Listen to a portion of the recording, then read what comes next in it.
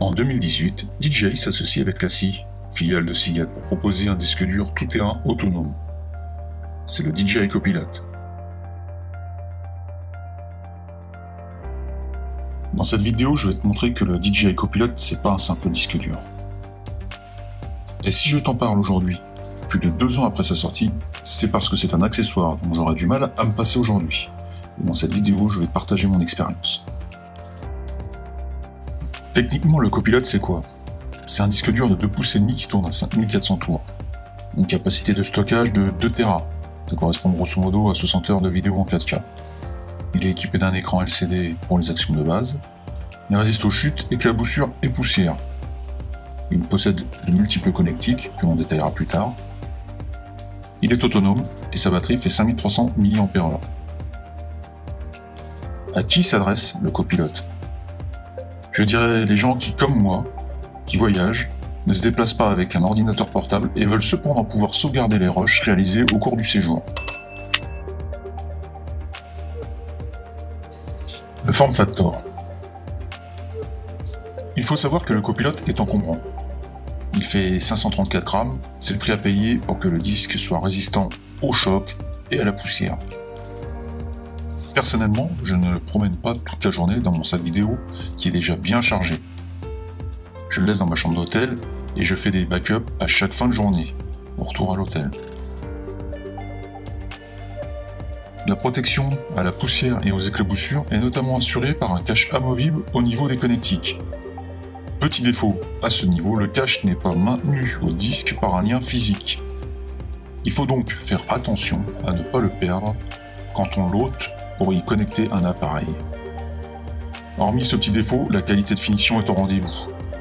Et le produit respire la solidité. La connectique. Le Copilot est équipé d'une prise de charge sur le secteur et le chargeur est fourni à l'achat. Cette prise permet de recharger le Copilot ou de l'utiliser sur le secteur. Un connecteur USB 3 type A, un connecteur USB-C utilisable uniquement avec un PC, Mac ou iPad comme disque dur externe, un lecteur de carte UHS 2 et un adaptateur micro-SD fourni à l'achat. Et enfin, à droite, un connecteur micro-USB sur lequel on connecte un câble de contrôle. Plusieurs sont fournis pour connecter soit en Lightning, micro-USB ou USB-C, selon l'appareil utilisé pour contrôler le disque. Le câble de contrôle s'enroule complètement autour du Copilot et du coup, rien ne dépasse. On peut utiliser le Copilot de plusieurs façons. Utiliser seul de façon autonome. Dans ce cas-là, aucune application n'est nécessaire. Il suffit d'insérer la carte SD que l'on souhaite sauvegarder dans le Copilot et de lancer une copie de cette dernière via le seul bouton physique du Copilot. En cas de détection d'une carte SD ou d'un périphérique USB, la proposition de lancer une copie est faite automatiquement après un appui sur le bouton d'action. Il est alors possible de confirmer le lancement de la copie ou l'annuler. On peut l'utiliser branché sur un téléphone ou une tablette. On peut donc brancher un appareil iOS ou Android via le câble de contrôle. Grâce à l'application Copilot Boss, on peut ensuite réaliser des copies entre les différents supports, regarder des photos ou vidéos, renommer, supprimer, trier, créer des fichiers, bref, tout ce qu'il faut pour organiser correctement ses rushs ou photos. Et enfin, on peut l'utiliser branché sur un ordinateur, via la connectique USB-A ou USB-C. Dans ce cas, le Copilot va se comporter comme un disque dur classique. Les tips. Tips 1. Lorsque le Copilot est branché sur un ordinateur, il peut aussi servir de lecteur de carte SD. Tips 2. Lorsque la charge du Copilot le permet, ou lorsqu'il est branché sur le secteur, le Copilot peut servir de hub de chargement, pour charger soit une tablette, un téléphone, ou bien des batteries. Tips 3.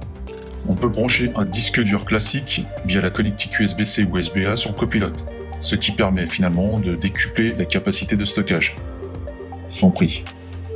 À l'heure où j'enregistre cette vidéo, le DJI Copilot se trouve à 319 € sur Amazon. Il faudra donc en avoir l'utilité pour en faire l'investissement. Le bilan. Dans les plus, on va pouvoir mettre la sauvegarde possible sans ordinateur ni même aucun câble. la polyvalence de cet accessoire, la double sauvegarde sur disque externe facile à réaliser, le pilotage par câble de contrôle pour les fonctions avancées plutôt que le Wi-Fi ou l'OTG plus lent. Les points négatifs. Son plus gros défaut, son prix. 319 €, c'est un investissement.